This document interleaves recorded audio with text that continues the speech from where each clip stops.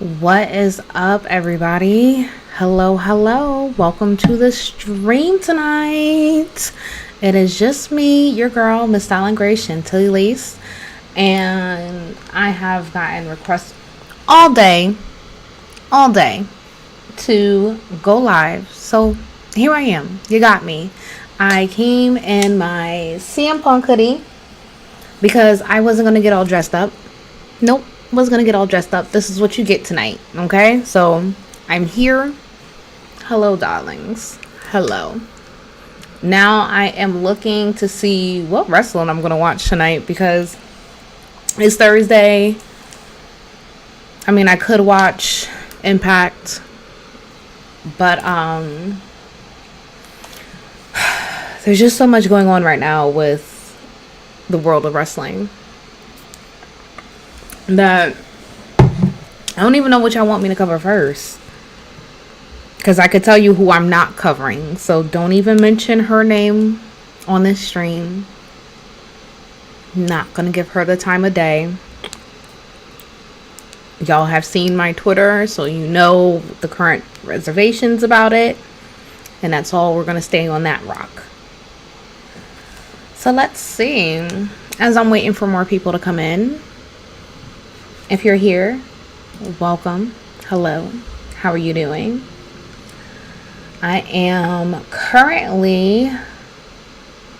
I know Impact is supposed to be showing something special tonight, so we'll see. I know it's supposed to be at like 8:30 or something like that. Oh, what up, my guy? What up? I know Impact is supposed to be showing something special at like 8:30. Hold on, guys. Sending out the link.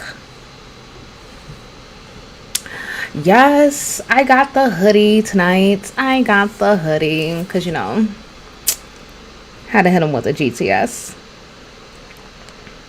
Let me see. Bear with me. Yo, if I would have knocked over my coffee, I promise you I would have been upset. Would have been so upset. And yes, I am drinking coffee at like 8 o'clock at night, but so what? Mind your business. I don't judge you, don't judge me. Okay, let's just get that out on the table right now. Bear with me. I am just getting the link to send out to people because I thought I posted it. Oh, hold on, guys. I appreciate your patience. Let's see. All right, so in the meantime,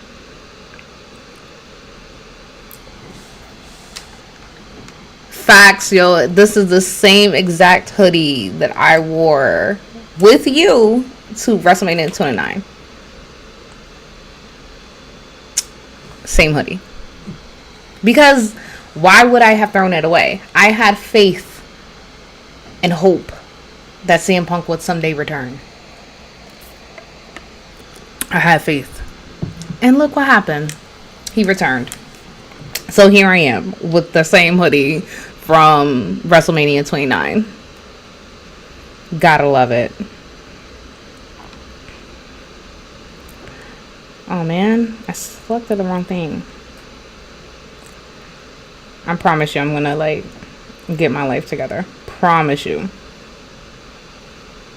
Okay, there we go. Ha ha ha ha. Oh man. So, did everybody watch AEW last night? If you were here with me last night, then stop us from sharing streams like that. So that's why I couldn't really show it last night. I really would have loved to, for all the people that didn't have the opportunity to actually watch it per se on their own without the help of moi.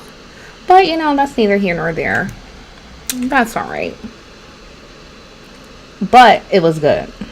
Needless to say, Hangman Adam Page is back. Your wrestling gear vanished.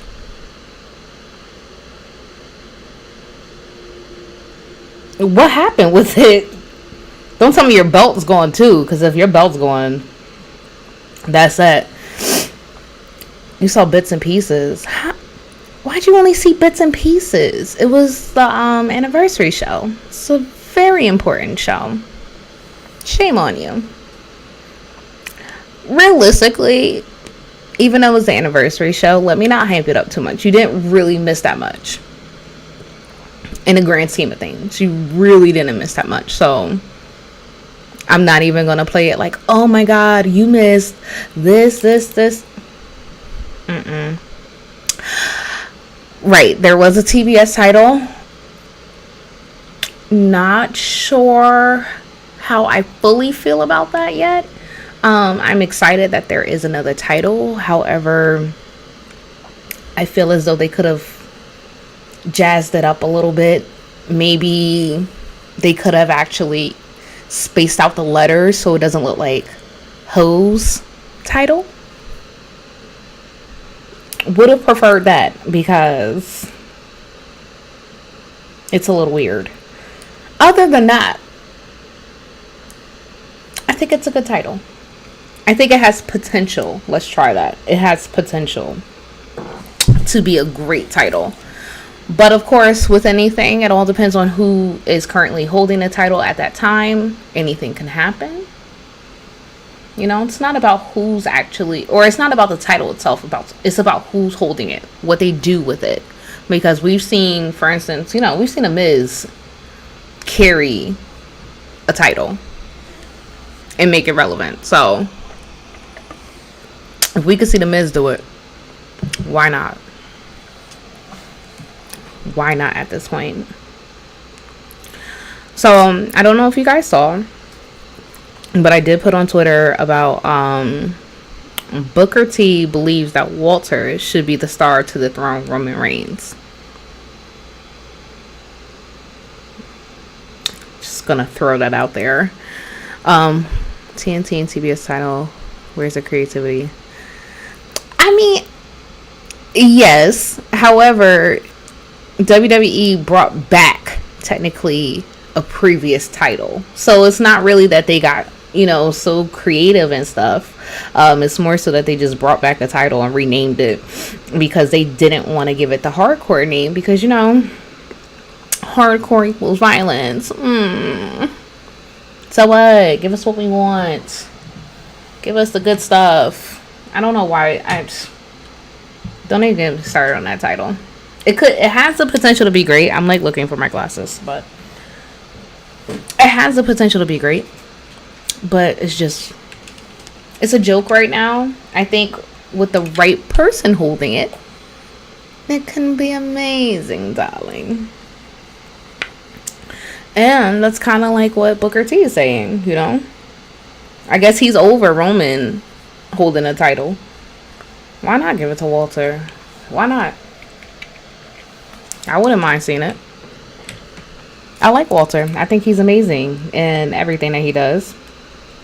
He's amazing in the ring. So I would love to see Walter hold the title. Oh, nah, you're not about to play Walter like that. First of all, do you even watch NXT UK? I know, first of all, I'm like 80% sure that you watch NXT UK. Really? Oh my god, what is happening? You guys don't know who Walter is? Oh my god. Walter is from NXT UK. If you have not watched any match with Walter in it, you are missing a lot. Big Show's chops, I promise you, his matches are like top tier. Oh, okay. I was about to say, don't play with me. Okay, glad you know who Walter is. But his matches are top tier.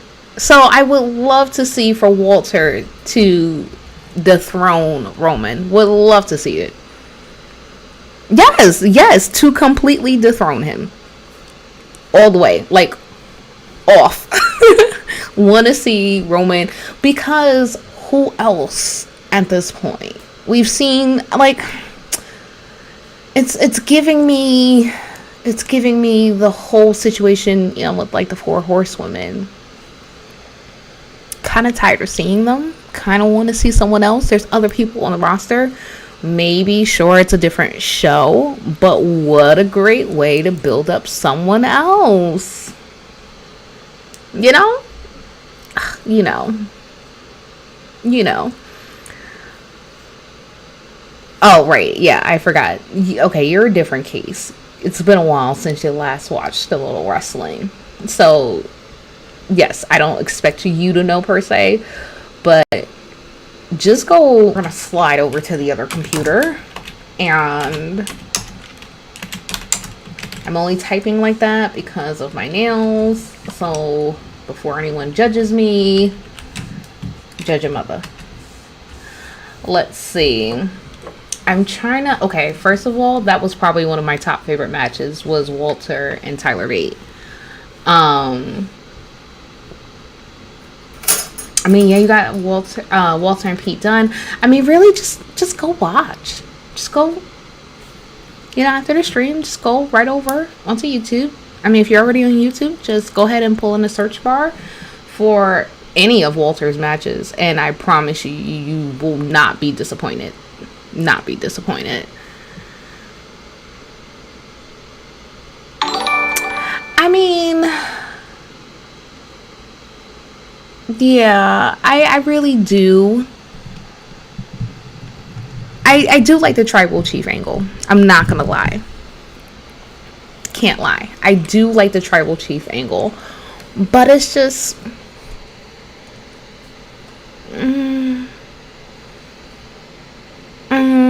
I don't know if it's doing it for me anymore.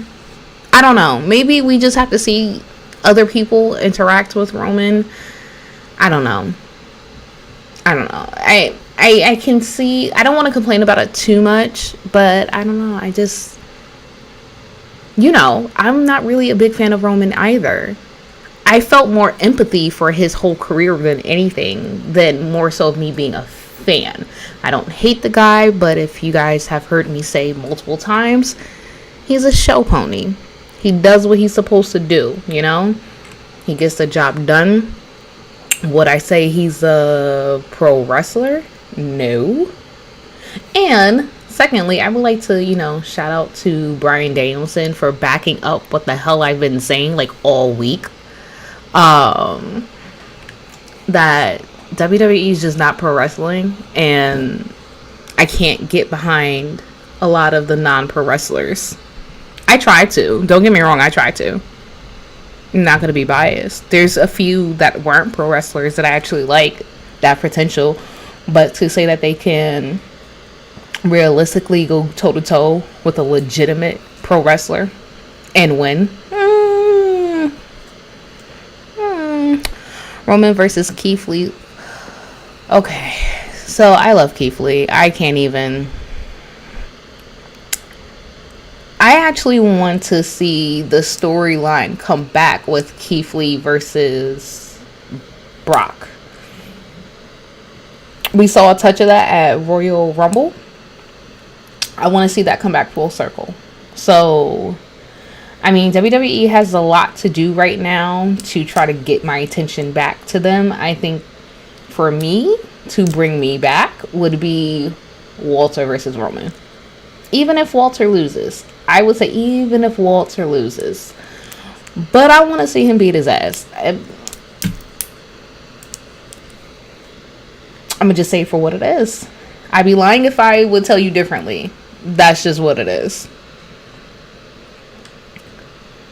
Yeah, you are definitely a Laps fan. It has definitely been a while for you, but that's okay. That's okay. Hiatus are needed.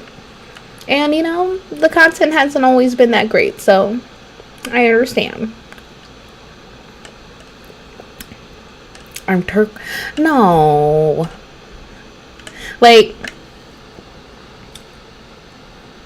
But Roman versus Brock, we've seen it. I want to see someone else. Let's close the chapter on that. I'm over it. AJ, he just needs to go. And I love AJ. And I don't mean that in any disrespect. I mean that he needs to go and live out the rest of his days elsewhere. not at the WWE. It's one thing to be putting over other talent, like he is. I mean, I can't, to a certain extent, I would say he's putting over other talent by helping almost. I can almost say that, but not fully. Because how often do we see almost do like anything past looking dazed and confused in a ring? I'm all about giving, guys chances and stuff, but I just want to see something different. I don't. AJ deserves better. And they're trying to make it seem like we're going to see AJ and Finn either team up or something. I think that's going to be short lived. Truth be told. I think they're just doing that to, tickle our taint. Just to make it seem like they're going to do this whole Bullet Club thing. But you would have had me maybe 2 years ago when everybody else was still there and it could have been like a legitimate thing. But now we're so much later, and now you want to try to possibly do a whole Bullet Club thing? I think not, sir. There's 2 of them. You're not even a club at this point. Okay, you're a duo. It's Bullet Duo. I don't think so. I'm all for that. I can do without it. Now, if they both left and went to AEW, I wouldn't be opposed to that. And then we saw it there. Would not be opposed to that. We'll see Kevin Steen there, hopefully. Maybe that's why we really haven't been seeing him on TV.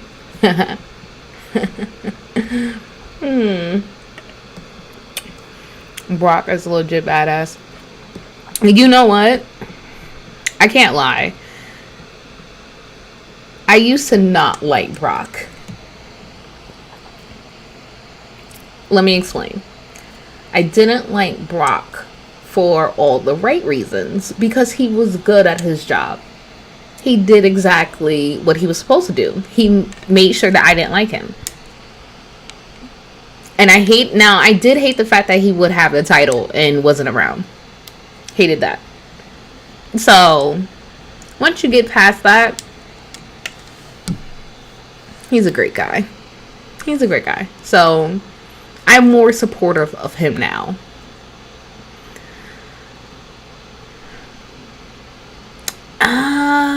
I mean, sure, yeah, the role, I don't know about the roles being flipped, because let's be honest, when Cena came back for his match versus Roman,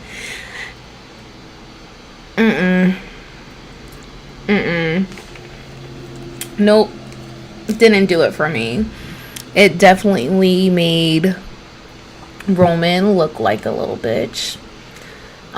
He did all that talking, all that yap while Cena was gone. Obviously, he was, and I can't lie, Roman was legitimately good on the mic while Cena wasn't around. As soon as Cena came back, popped up, started talking his stuff, Roman just wasn't giving what I was hoping that he would give verbally on the mic. It reminded me of, Roman 3 years ago on the mic. It didn't give what it was supposed to give. I had, maybe my expectations, was a little too high. Maybe that's my fault for expecting that it would have been better, but it wasn't what I wanted it to be. I really expected better from Roman, and I felt like he didn't give that. He didn't deliver. And the match was just like, meh.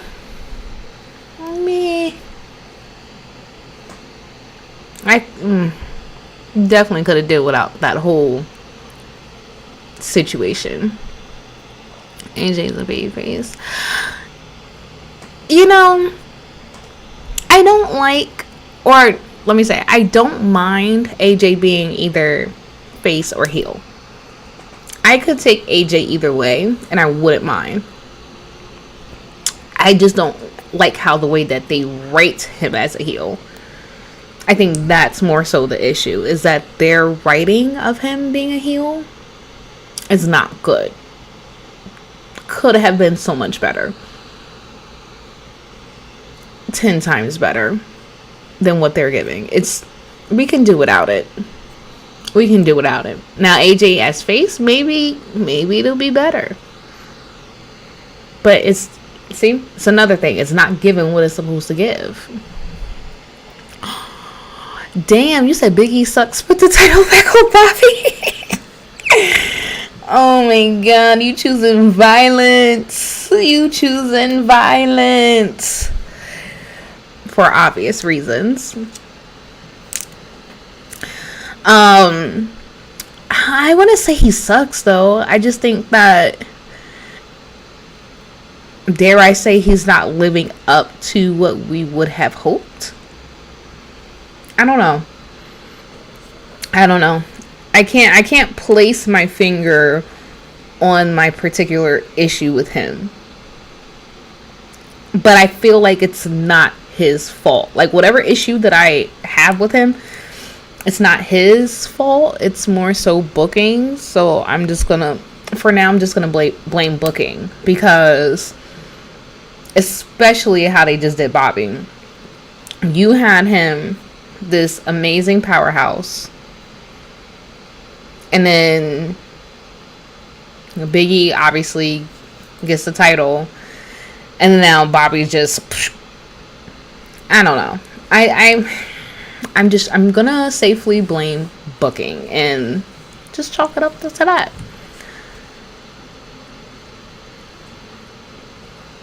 Okay, I can see that. I can see, yeah, because it's hard to. He's supposed to be on his own. He's supposed to be, solo, and they keep linking him back to New Day. Like, Biggie doesn't need New Day. New Day needs him. I will forever say that.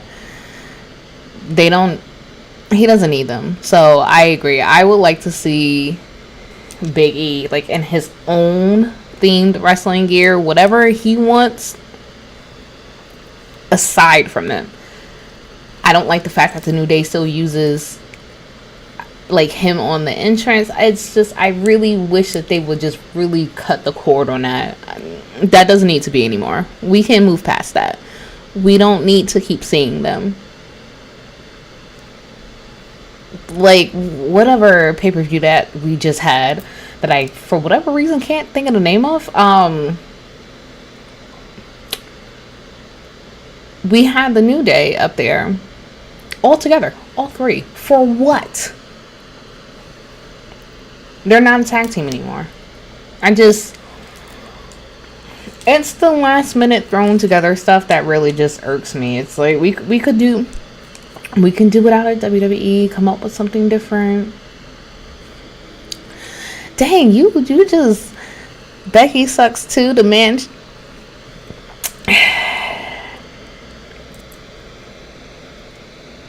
you're not wrong. I can't say that you were wrong on it, because right now she's another one. She's not giving what she's supposed to give.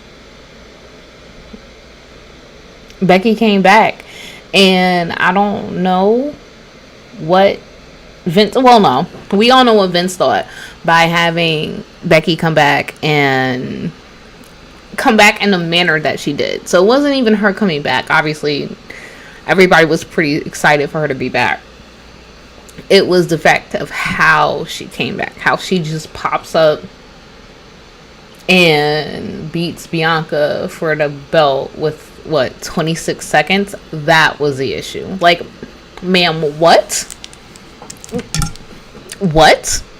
Not when we just had Bianca Belair literally carrying the women's division, and I'm gonna say that wholeheartedly. I will stand by that 100%. I feel like she was leading the women's division hardcore that entire time. When Bayley, was gone, and each different time when all these women were gone. When Bayley was gone at some point, when Charlotte was gone at some point, when Becky was gone, when all of them were gone at some point, Bianca was holding it down. She was having all these top tier matches, even individually with each one of those women at some point. So it's like to see them just basically pull a rug from under her and be like, hey, so we're gonna have you drop the title, right? How does 26 seconds sound? I would have been like, do you mean the time that it will take me to get from the top of the ramp to the ring? Because if you're talking about that, then 26 seconds, that sounds doable. Anything else, I don't think so, sir. They play my girl. Like, did her filthy. They was just like, I just, that whole, matter of fact, that particular pay-per-view was the deciding factor for me. My phone keeps slipping off of my lap. That pay-per-view was the deciding factor for me, honestly, as far as me taking a break from wrestling for the time being. Just because I felt like everything that happened, well, no, matter of fact, it wasn't even that particular pay-per-view. It was the most recent one. It just felt like everything that kept happening was just a slap in the face, you know? I had to walk away. I was like, you know what, Vincent, we are breaking up right now. I will come back to you when I feel like you are able to treat me right from this toxic relationship that we've been having for years. So I broke up with him. He could go to hell. Now, since we're going to have a toxic relationship, he'll do something right and maybe I'll come back. Maybe. We'll see. We'll see about that toxic level. Right. How your powerhouse loses in seconds. Exactly. Ridiculous. She should not have lost that quickly. It would have been different for her to have lost. Right? Cool. But to have your powerhouse lose that quickly to Becky, who's not a powerhouse, no. Like, why don't y'all think we can't get behind her right now? Just drop the man gimmick. Drop all this stuff. Go back to, I don't even know if she can even go back to anything at this point. Just, I don't know, sweetheart. Maybe go back to the Performance Center. I don't know. I'm just over it. I'm over it. Over all of them. Bailey definitely eats her booty. Oh, okay. Yes, she does. Yes, that is Big Booty Bailey, and she be hitting them squats. She don't miss. I don't know. I wish that I kind of wish that Bianca would have gotten better, and now they have her in this 3-way feud with Becky and Sasha, and it's just like, for what? We don't want to see that. Like, it's stupid. It's so stupid. I'm over it. I don't know. Maybe, and it's too early for her to leave. So however long her contract is, she has to kind of like stick it out at this point. Whatever. I don't want to see everybody, and let me not sound like that person, I don't want to see everybody leave from WWE and go to AEW. That's not what I want to see. I'm not that person. However, I would like to see people, hone their variety. And I think that's one of the good things about AEW right now is that they're showing that, hey, WWE is no longer the end all be all. Even if you get fired, you can still have a legitimate wrestling career. And they have really shined light on the indies. So, kudos to them. Great for them. Because now, who knows where someone like Braun Strowman might end up. Even though, at this point, the longer he waits, the less we're going to care. Just saying. Becky, yeah, she's not all that great to me. She's not. I mean, then again, Most of the four horsewomen aren't that great to me. I don't see what all the hype is. I wish I could lie to you and be like, oh yeah, because I mean, they have some good matches. Don't get me wrong. They can entertain. But as I've said before, that's what show ponies do. They entertain. So it's when they're gone for whatever reason, whether it's injury, mental health, whatever reason, maybe, I can honestly say I don't miss them. It's actually better when they're gone. Why? Because then we get to see other talent. Like, why don't y'all focus y'all energy on Dana Brooke? Someone who, like, legitimately is pretty good. She's a powerhouse. They had a great thing when they had Dana and Mandy Rose going at it, or not going at it, but paired together in the ring. That was great. It was great. Then they moved Mandy to NXT, which then did nothing for Dana.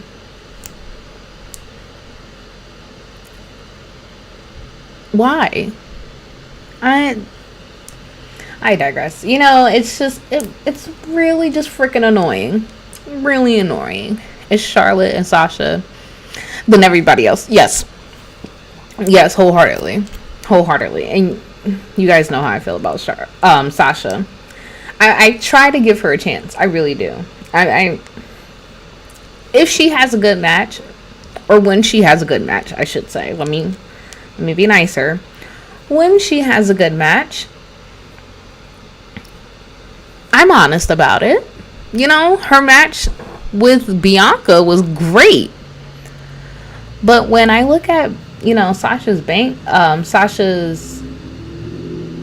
matches, it makes me wonder, like, is it really her that's good, or is it just the opponent that she's wrestling? And a lot of times I feel like it's the opponent that she's wrestling. I don't necessarily feel like it's actually Sasha that's putting on like this like 5-star match. She's gotten a lot of opportunities. Sure.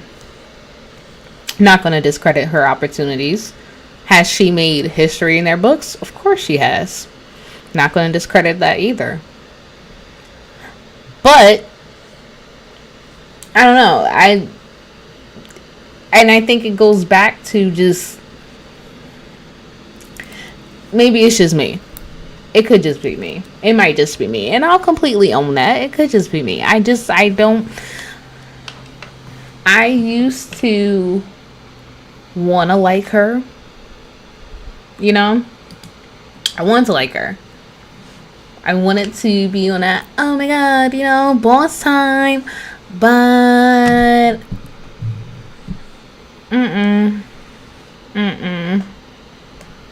right. And I get that. Not every match needs to be 4 or 5 stars. I completely agree with that. I think maybe for me it may not even be her specifically. I'm even willing to say that it's not even fully her, that I put a lot of the blame on the wrestling community for this pedestal that they put her on. I think that's more so my gripe with her. Because otherwise, I heard she's not really a nice person either, so there's also that. So I can do without her. If she was to quit today, would not care, would not be missed by me. But then again, what does she care? Ooh.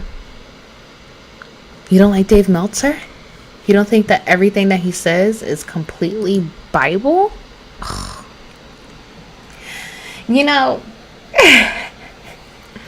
Those pages,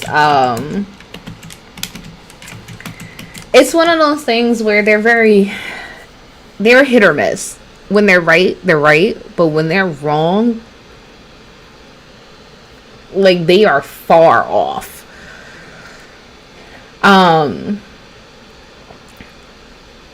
I just, I really wish we didn't have dirt sheets. I wish that no longer existed, because then we would still have kayfabe. Wow, I didn't know Dave Meltzer was that old. I just, squirrel. Just happened to like Google him really quickly. And first of all, he is 61 years old. Sir. You know what? Props to him. Solely for just having his whole career for wrestling. But not a wrestler. Because, right. Dirt sheets will always be the problem. I really wish that it wasn't. I wish it didn't exist, because then we wouldn't have all these spoilers. We could actually be surprised again. Let's sit back and reminisce to the good times, and take us back to circa 2001, if you might. Think about all the rumors that you heard at that time. All you had was those rumors. It was all hearsay. Didn't matter. It's hearsay. And it was hearsay between like you and someone else. It wasn't online like that. Go back to 1999, 96 if you want to go back further. I mean, sure, there was like little stuff here and there, but you knew what they wanted you to know. They were the ones, stirring the pot. Now it's not like that anymore. I mean, technically sort of is, but they're leaking their information to other people, and it's like, ooh, I just, whew. Oh wait, you know what, doesn't my show come on tonight, Dark Side of the Ring? Uno momento. Yeah, 1996. I could totally go back to 1996. I would definitely. I mean, I was between ages of 5 and 6 at the time. However, but if I could be an adult in 1996 when wrestling was around, those are the lucky people. Like, legit. Sorry, I'm looking to see, because I don't remember what episode of Dark Side of the Ring is supposed to be tonight. But what's today, the 7th? Oh. Okay. I was wondering if that other episode was coming up. The one that I'm really looking forward to. That's not until October 28th. It's the United States versus Vince McMahon. About the steroid trials. Like, what? Like, have y'all been keeping up with Dark Side of the Ring? Because if not, I don't know what you've been missing. You've been missing a lot. Let me just clarify. You were 10 and loving life, of course. Let me not discredit Vince for his wrestling geniusness. He is a genius when it comes to wrestling. I'm not going to sit up here and play him like that and say otherwise. However, what worked in 1996 may not work in 2021. Some things just don't cross over with time. Some things do. Some things you can totally get away with. Other things, they don't. They don't. And I really wish that he would see that and kind of get off of that train wreck, because it's not looking too good. It's not. But yeah,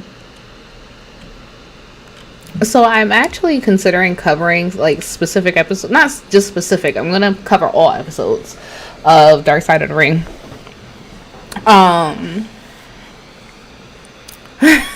Oh, cancel culture.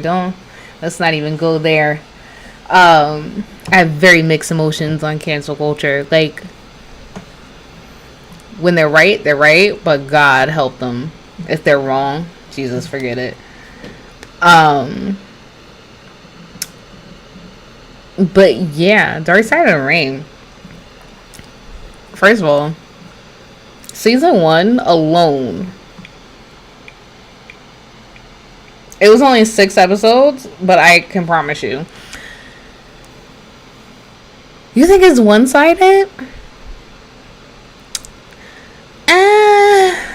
I wouldn't say, I don't know if I would agree that it's fully one-sided. Maybe to a certain extent, depending on the person that they're covering. If if obviously that person is no longer around to speak for themselves specifically. However, for the other episodes where the people are around, I don't think it's that one-sided. Some part, I could see your argument. Some parts are a little one-sided, obviously, but for obvious reasons.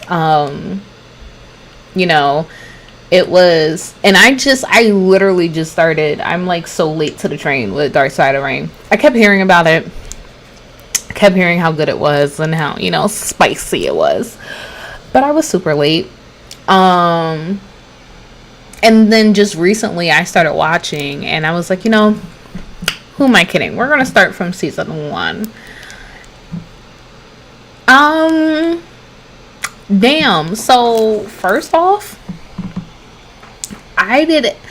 Now keep in mind, okay, I'll be 31 soon. So keep in mind, we're talking about Randy Savage, right?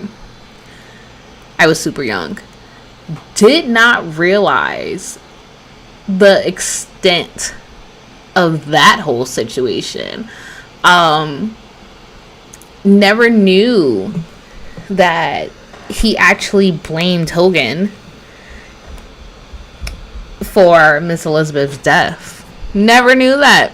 I was watching that, I was like, what? Okay. Well, not for her death, but for her leaving him. Wrong part. For her leaving him. He, of course, blamed Lex Luger. Rightfully so. Even though it just realistically, just between you and I, guys, Miss Elizabeth just didn't want to be tied down. I don't really think that that was the lifestyle that she wanted. Just saying. Wait, that they made Nancy to be an angel? Oh, was she not an angel? I mean, I don't think anybody's an angel per se. But was she not an angel? Hold on. What? Like, this is about to be news to me. And I heard some things. Don't get me wrong, I did hear some things. But now I'm like questioning what I heard versus what you heard, because what? That, first of all, that episode, that was hard to get through. I didn't realize, and I don't know why I didn't realize. Also, I didn't see any of the clips for it, but I didn't realize at the time that they were going to kind of tie in Eddie Guerrero. That episode broke my heart. Just seeing how Benoit, like, really took Eddie's death. The fact that he was, like, crying in Vicky Guerrero's house and everything, and, like, crying in the gym and stuff, like, and laying in the bed, like, oh.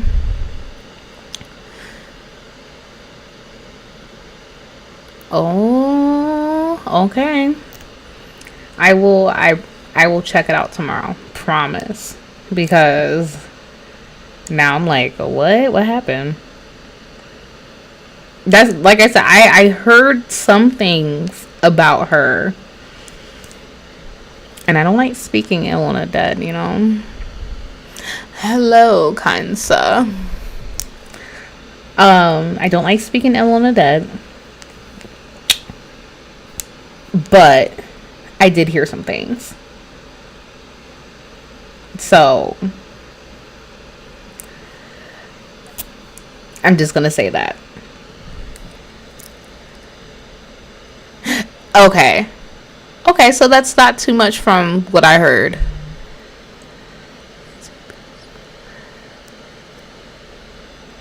Okay. All right. So yeah, that's predominantly what I heard. I heard that there were some spicy text messages that were sent um from her to him. It's really sad. You know, we weren't there for their marriage. I don't know. I don't know. It's ignore me because I'm like side note like reading at the same time. Um, that was just that. Ugh, such a tragic situation. I'm one of those people that unfortunately, guys, don't be upset. I'm one of those people that I don't know. Obviously, you guys follow me. Most of you predominantly follow me on Twitter. Where the other day I had asked a question. You know, what wrestler do you maybe like the character or not like the person?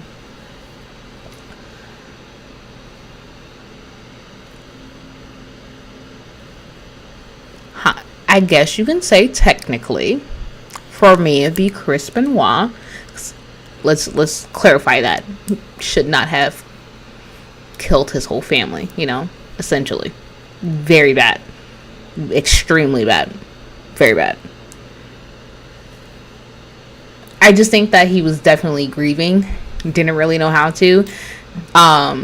If everything, especially about that came out about Nancy, is 100% true, I can see why. Or not. Oh God, that was about to come out wrong. That was about to come out wrong. That's what happens when I'm multitasking. I just we don't know. I'll leave it like that. We don't know. Oh, my day was great actually. My day was fantabulous. Can't complain. Um, but yes, I do see why you say that. You know, it's a little. It could be a little one-sided. Like for instance, the episode about the fabulous moolah. That that was rough. Um, that one left me with a little bit of mixed emotions because you know, for obvious reasons, you know, people were. I remember when they were gonna do that women's battle royale, and they was gonna call it, you know, or name it after the fabulous moolah, and everybody went ape. Everyone went ape, and I remember thinking at the time, like, why is everyone so angry? Hmm? Like, oh, because she had the title for like 30 something years. Little did I know that allegedly she was a whole pimp. Allegedly. Allegedly. That was wild. I was like, oh, okay. Now I see why everyone's upset. And then the episode came out, and I was like, oh, this is deep. It was interesting, especially to see one of the women that was up there, who was one of the daughters of one of the wrestlers that the Fabulous Moolah had under her. She was just like, yeah, I'm not gonna say anything bad. You know, good for you, girl. Good for you. Trying to take the high road. Because she could have. She could have slandered that woman till kingdom come. And she was just like, I know what my mom told me. That's what I know. You know? This woman is no longer here. That's what it is. It's crazy.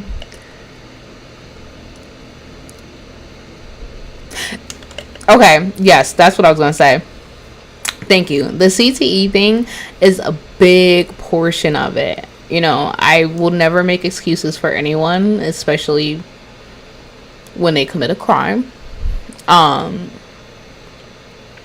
the CTE is a huge portion of it. And I just really don't think that he knew how to process the death of Eddie. It never really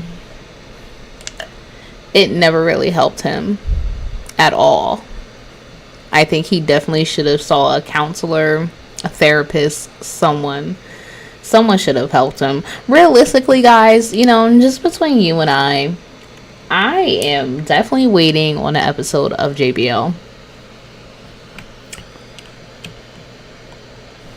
I don't know about y'all. I don't like him. I specifically stopped liking JBL when he was trying to say mean things tomorrow. Like, I was like, bro, like, really? You're a bully. And then all the other stuff started coming up about him. And then there was a whole situation that initially came out, of course, about him making comments and stuff about Chris Cannon. Bro, I was like, I'm over him. Like, and here's WWE. They just keep trying to make him relevant. Pay-per-views, just, there he is, sitting there, doing a pre-show. And it's just like, here, for what? They got rid of Ric Flair so quick, but JBL still stays around. That's something I'll never forget. Like, I'll never understand. Never understand it. But, you know, I'm not with the whole cancel culture thing, but I just, certain situations it's just really exhausting. It's really exhausting. I just rather not see him. And my way of not seeing him is just, I just won't watch. How about that? There's a solution. Because I know there's people like, oh, well, why are you watching? I'm not. How about that? Don't watch. See how that works? I'm looking at the other episodes.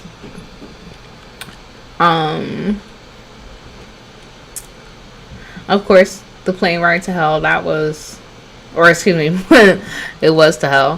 The plane ride from hell, that was wild. Right, exactly. Welcome to the Carney world. But the plane ride from hell, that was wild. I don't know how y'all felt about that, but that was wild to me. They said Rick was up there swinging it like a helicopter, just. It's not funny. It's funny, but it's not funny. Like, it's funny, but it's not funny. But it's funny, but it's not funny, because, you know, it's not funny. Well, okay, so yeah, that episode. Actually, I don't know if I can say that episode was fully one-sided. Because we did have Tommy Dreamer that was just like, you know, that was just Rick. Well, of course nobody from WWE actively was gonna be on it. No, absolutely not. Who did you think that they were gonna have on it? But they did have some people that were on that plane. And they did, now, to be fair, they did reach out to Brock. Brock said, nay, I will not do it. But obviously, I can understand why he wouldn't want to do it, especially more so specifically because, you know, his situation was in there. So, I get that. But, boy, that episode was spicy. First of all, can we discuss how all these men, which they don't even tell everyone that was on that plane. They don't. We just know of a portion of the men that was on that plane. But we had These men drinking what, four carts? Three carts of full bottles of alcohol. Boy, I know they were lit. Like, that whole situation, they did. I truly think that they did Scott Hall wrong. I think they were looking for an excuse to fire him, because my man's was talking about he was passed out the whole time, and they were like, "Well, we need to fire people, so bye bye." Hello. You know, I think I was more so shocked. The one thing that really shocked me in particular about that episode, not gonna lie, was the fact that they were drugging females. So that part, I was like, what? For why? Like, that I think out of everything that was said, aside from the 3 carts of alcohol, because my God, the fact that they were drugging women, that was, what? That wasn't cool. My God. RVD was just like, this is what we did at the time. Was it right? No, it was not right. Goldust drunk and trying to go. Okay. Once again, not funny, but funny. Not funny, but funny. Goldust, that took me out. And I'm a little biased because I did meet him. So when I heard about that part specifically, because of course, now this is where we can definitely say it was biased, because they did not go into full detail about everything that happened from Goldust, like with Goldust's interactions on that plane. They only told a portion of it. So that was a little biased. I'm not even gonna lie, that was a little one-sided. But boy, I tell you, I was sitting there like, y'all are right. I had to clench my pearls. Like, what? Like, y'all was getting down like this? My God. For why? Like, first of all, when, because it's funny, when you think about this time, and you think about people being on this plane, like, specifically Mr. Perfect, and, Ric Flair, and then to hear the name Brock Lesnar mentioned, and it's like, what time period was this? Like, like, it definitely made me double check, like, wasn't this, like, what year did this happen? It definitely, I can't lie, that part caught me, and I forgot that Brock has been around since God knows when. But what was that, 2003 this all took place, I think it was. But yes, them having a legit wrestling match on the plane, that definitely took me out. First of all, these men hit the emergency exit door. I would have shat myself on that plane. Shat myself. Like, what? No. It didn't even matter that, the door would not have fully opened. But that stewardess brought up a good point. If you can put a hole through a wall in a house, in an apartment, in a building, why couldn't they do it through a plane? When she said that, like that meme where it's like the woman, I can't think of the show that she's on, and it's like all the calculations are going around her head. That was me. Cause what? No. And especially Vincent Kennedy McMahon was just up front like, la la la la la, this is so normal. I think that's the scary part, is that this was such normal behavior for all the men in the back that they just ignored it. And it's hilarious to me that Vince is like, no, we weren't there. Bro, let's run the episode back. almost everybody that was on that plane names Vince being there. What? Like, sir, how are you gonna say, oh no, I wasn't on the plane? I get this is like almost 20 some odd years later. What do you mean? They saw you, sir. They saw you. They saw you. Just admit that you were okay with behavior. Just admit it. But yes, Goldust sitting there crying over Terry. That probably was my favorite part.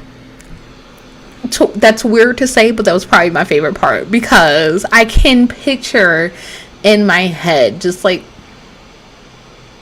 I can picture it, which is sad. Side note, I will tell you guys this information because, you know, we're cool. We're all friends here, you know. I tell you guys stuff, you guys listen, you don't judge me. Remember that phrase, you don't judge me. As a child. Remember, this was Goldust in his prime, right? Okay. I was definitely terrified of Goldust. Not the boogeyman. Nay, not the boogeyman. Goldust. It was something about him that just screamed, no, sir, you were the devil. It just, his whole gimmick at that time, you know, he did everything. And now look, I met him. I hugged him. Hugged Cody. Hugged Brandy. Hugged them all.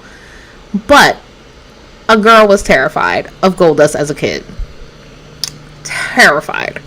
Could not get me to open my eyes when that man was on the screen. It took me a while to even know what Terry looked like without him, because I just would not watch. No. That man scared me. Wasn't afraid of the boogeyman. No, you want to eat worms? That's cool. You're weird. That's fine. There's kids on the playground that did that shit for free. You're grown. That's a little weird.